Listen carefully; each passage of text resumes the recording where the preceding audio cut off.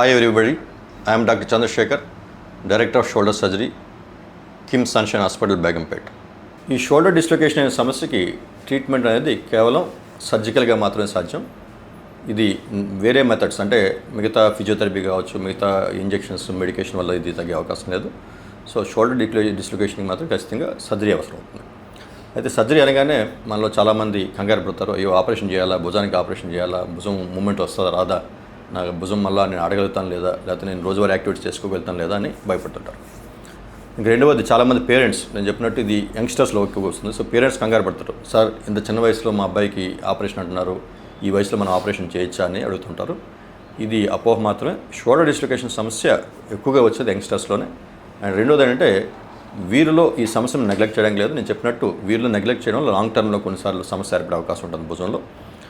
ఇప్పుడున్న టెక్నాలజీలో ఏదైతే ఉందో, ఈ మెడికల్ అడ్వాన్సెస్, సర్జికల్ అడ్వాన్సెస్ ఏవైతే ఉన్నాయో, సో ఇప్పుడున్న ఎక్విప్మెంట్ కావచ్చు, సర్జికల్ ఎక్స్పర్టైజ్ కావచ్చు, ఇప్పుడు షోల్డర్ డిస్లొకేషన్ సర్జరీ అనేది చాలా సేఫ్ అండ్ సింపుల్ ప్రొసీజర్. మనం ఈ షోల్డర్ డిస్లొకేషన్కి ఇదివరకు కొన్ని సందర్భాల్లో ఓపెన్ సర్జరీ చేయాల్సి వచ్చేది. ఇప్పుడు అటువంటి అవసరం లేదు. అన్ని రకాల షోల్డర్ డిస్లొకేషన్ సమస్యల్ని మనం కేవలం ఒక సింపుల్ ఆర్థోస్కోపీ విధానంలో, కీ హోల్ పద్ధతిలో, ఎండోస్కోపీ పద్ధతిలో మనం సరి చేయొచ్చు. అంటే భుజాన్ని కట్ చేయాల్సిన, ఓపెన్ చేయాల్సిన అవసరం లేదు. భుజం మీద ఒక అతి చిన్న 5 మిల్లీమీటర్ కంటే చిన్న ఘాటు పెట్టి, ఈ కెమెరా ఏదైతే ఉందో దీన్ని ఆర్థోస్కోపీ అంటాం, దీన్ని మనం ఈ జాయింట్లో ప్రవేశపెట్టి టీవీలో చూస్తూ, టీవీ మానిటర్ పెద్ద దాన్ని గమనిస్తూ ఆ డ్యామేజ్ మనం రిపేర్ చేసే అవకాశం ఉంటుంది. దీన్ని మనం ఆర్థోస్కోపిక్ రిపేర్ అంటాం. ఈ ఆర్థోస్కోపీలు కూడా ఒక 3-4 రకాల మనం రిపేర్స్ చేస్తూ ఉంటాం ఈ షోల్డర్ డిస్లొకేషన్కి సంబంధించి. ఇందులో మొదటిది కామన్గా చేసేది ఆర్థోస్కోపిక్ లాబరల్ రిపేర్ లేదా ఆర్థోస్కోపిక్ బంకాట్ రిపేర్ అంటాం. బ్యాంకాట్స్ రిపేర్ అని చెప్తాం, అదే ఆర్థోస్కోపిక్ లాబరల్ రిపేర్ అని చెప్తాం. ఇందులో నేను చెప్పినట్టు ఈ క్యాప్సుల్ అండ్ లాబ్రమ్ ఏదైతే టేర్ అయ్యి దీనివల్ల ఈ బాల్ బయటకు వస్తుందో, ఈ క్యాప్సుల్ అండ్ లాబ్రమ్ టిష్యూని మనం స్టిచెస్ వేయడం ద్వారా బోన్కి తిరిగి అతికించి మనం మళ్ళీ షోల్డర్ యొక్క స్టెబిలిటీని సంపాదిస్తాం.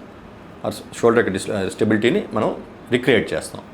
దీనివల్ల ఈ షోల్డర్ మళ్ళీ స్టేబుల్గా ఉండి పేషెంట్ అన్ని రకాల యాక్టివిటీస్ చేసుకోగలుగుతాడు, తిరిగి స్పోర్ట్స్ లాంటి యాక్టివిటీస్ కూడా చేసుకునే అవకాశం ఉంటుంది. సో దీంట్లో ఏం చేస్తామంటే ఈ టిష్యూ ఏదైతే డ్యామేజ్ అయిందో దాన్ని తిరిగి, ఇది మనం ఇక్కడ చూసినట్టయితే ఇది లాబ్రమ్ ఏదైతే ఉందో ఈ లాబ్రమ్ ఇక్కడ టేర్ అయింది. దీనివల్ల ఈ హ్యూమరల్ హెడ్ ఏదైతే ఉందో, ఈ బాల్ ఏదైతే ఉందో బాల్ డిస్లొకేట్ అవుతుంది బయటికి. సో మనం ఏం చేస్తామంటే ఈ ఆర్థోస్కోప్ ఏదైతే కెమెరాని మన జాయింట్లో ప్రవేశపెట్టి టీవీలో చూస్తూ ఈ టిష్యూని మళ్ళీ ఈ బోన్ ఏదైతే ఉందో దీన్ని గ్లినాడ్ అంటాం, గ్లినాడ్కి ఈ సుచర్ యాంకర్స్ వేసి మనం స్టిచ్ చేస్తాం. ఈ యాంకర్స్ వేసి ఈ యాంకర్స్ని మనం ఉన్న సుచర్స్ ఏముంటాయో ఆ సుచర్స్ మనం ఈ లాబ్రంలో ప్రవేశపెట్టి మనం దీన్ని తిరిగి బోన్కి స్టిచ్ చేస్తాం. సో ఈ రకంగా ఈ సుచర్ యాంకర్స్ని వేసి మనం టిష్యూని మళ్ళీ బోన్కి స్టిచ్ చేస్తాం. ఒకప్పుడు మనం ఈ సుచర్ యాంకర్స్ కింద చిన్న మెటల్ స్క్రూస్ లాంటివి వాడాల్సి వచ్చేది. ఇప్పుడు అవసరం లేదు. ఇప్పుడున్న యాంకర్స్ అన్ని, లేటెస్ట్ యాంకర్స్ అన్నీ వితౌట్ మెటీరియల్, యాక్చువల్గా ఆల్ సుచర్ యాంకర్స్ అంటాం. అంటే ఓన్లీ సుచర్ మెటీరియల్ మాత్రమే ఉంటుంది, అంటే ఈ థ్రెడ్స్ మాత్రం ఉంటాయి, దాంట్లో ఒక ప్లాస్టిక్ కానీ మెటల్ కానీ ఉండవు. అదేవిధంగా అవసరాన్ని బట్టి అబ్జార్బ్ అంటే తనకి తాముగానే కరిగిపోయే యాంకర్స్ కూడా, సుచర్ యాంకర్స్ కూడా ఉన్నాయి ఇప్పుడు. సో పాత పద్ధతుల్లో ఒక 10 ఏళ్ళ క్రితం 15 ఏళ్ళ క్రితం చేసేటట్టు మెటల్ వాడాల్సిన అవసరం లేదు ఈ రిపేర్స్కి. ఇది స్టాండర్డ్గా చేసేది. అండ్ 100కి 80-85% మందికి మనం చేసే ఆపరేషన్ ఈ ఆర్థోస్కోపిక్ లాబరల్ రిపేర్ లేదా బ్యాంకాట్స్ రిపేర్. ఇది అయితే నేను ఇదివరకు చెప్పినట్టు కొంతమందిలో ఈ డిస్లొకేషన్ తరచుగా అయ్యి ఈ బోన్ అండ్ సాకెట్, ఈ బాల్ ఒక బోన్ కావచ్చు, సాకెట్ యొక్క బోన్ కావచ్చు డ్యామేజ్ అవ్వడం వల్ల, ఈ బోన్ డ్యామేజ్ ఎక్కువగా జరగడం వల్ల ఇటువంటి పేషెంట్స్లో ఎవరైతే నెగ్లెక్ట్ చేస్తారో బాగా ఈ షోల్డర్ డిస్లొకేషన్ని, అటువంటి సందర్భాల్లో మనం ఓన్లీ ఈ టిష్యూని రిపేర్ చేయడం వల్ల ప్రయోజనం ఉండదు. వీరిలో ఓన్లీ టిష్యూని రిపేర్ చేస్తే సక్సెస్ అంతగా ఉంటుంది. వీరిలో ఈ టిష్యూ రిపేర్తో పాటు ఏదైతే బోన్ డ్యామేజ్ అయిందో ఈ బోన్ డ్యామేజ్ని కూడా మనం సరి చేయాల్సిన పరిస్థితి ఏర్పడుతుంది. దీన్ని మనం ఆర్థోస్కోపిక్ బోనీ రికన్స్ట్రక్ట్ ప్రొసీజర్స్ అంటాం. దీంట్లో most popular letter jet procedure అంటాం. లెటర్ జెట్ ప్రొసీజర్ అంటే ఈ బోన్ డ్యామేజ్ ఏదైతే ఉందో ఈ బోన్ డ్యామేజ్ని ఇక్కడ పక్కన ఉన్న యాక్సెసరీ బోన్, దీన్ని కొరకాయిడ్ అంటాం, ఈ బోన్ని కట్ చేసి ఈ పొజిషన్లో పెట్టి ఇక్కడ ఫిక్స్ చేయడం వల్ల మనం ఈ సాకెట్ యొక్క సైజ్ పెంచుతాం. ఈ సైజ్ పెంచడం వల్ల దాంతోపాటు ఈ బోన్కి అటాచ్మెంట్ ఉన్న మజిల్స్ కూడా ఈ బాల్కి సపోర్ట్ ఇస్తాయి అన్నమాట.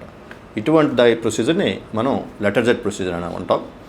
ఇదివరలో ఈ లెటర్ జెట్ ప్రొసీజర్ని రొటీన్గా ఓపెన్ పద్ధతిలో చేసేవాళ్ళు కట్ చేసి. ఇప్పుడు అవసరం లేదు.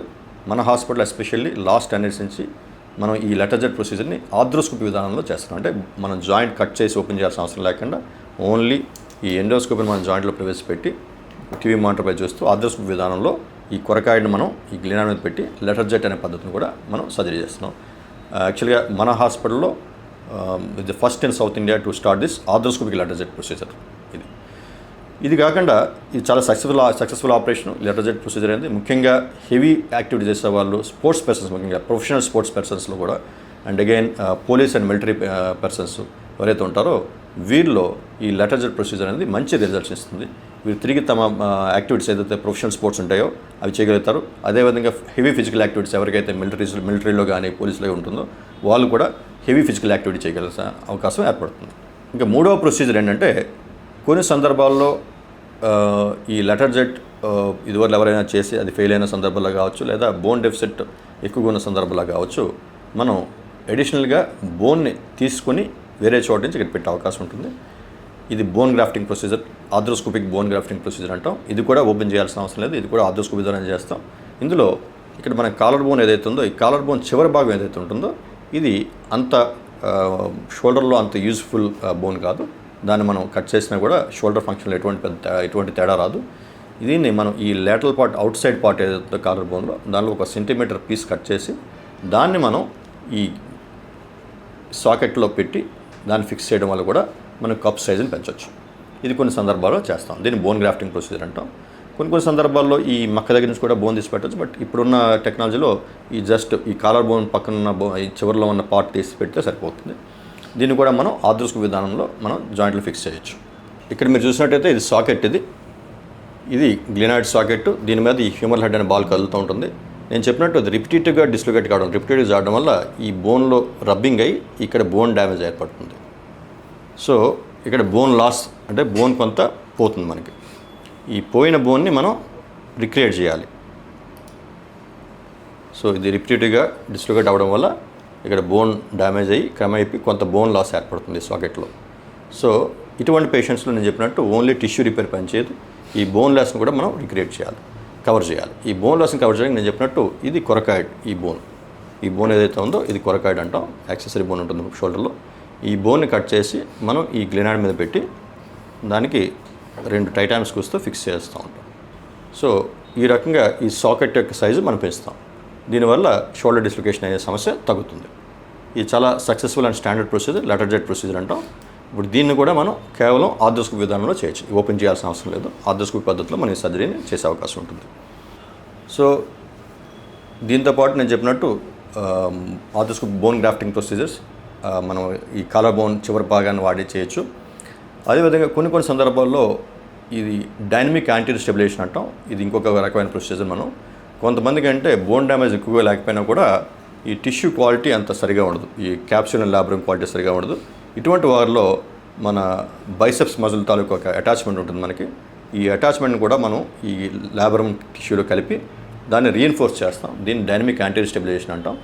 ఇది బోన్ లాస్ తక్కువగా ఉన్నా కూడా టిష్యూ క్వాలిటీ సరిగా లేని వాళ్ళు ఈ సర్జరీ ప్రొసీజర్ ఉపయోగపడుతుంది. సో ఇలా మల్టిపుల్ టైప్స్ ఆఫ్ సర్జరీస్ ఉంటాయి షోల్డర్ డిస్లొకేషన్కి. ఇందులో ఎవరికి ఏ సర్జరీ చేయాలనేది వారికి ఉన్న డ్యామేజ్ బట్టి, వారి వయసు బట్టి, అదేవిధంగా వారు చేసే యాక్టివిటీస్ బట్టి, అంటే స్పోర్ట్స్ పర్సన్సా కాదా, స్పోర్ట్స్ పర్సన్స్ అయితే ప్రొఫెషనల్ స్పోర్ట్స్ పర్సన్సా, అందులో కూడా ఎటువంటి స్పోర్ట్స్ ఆడతారు, వాళ్ళు ఆడేది బ్యాడ్మింటన్, టెన్నిస్ లాంటి స్పోర్టా, లేదా ఫుట్బాల్, బాస్కెట్బాల్ లాంటి స్పోర్టా, లేదా కబడ్డీ లాంటి స్పోర్టా, అంటే కాంటాక్ట్ స్పోర్ట్స్ అంటాం.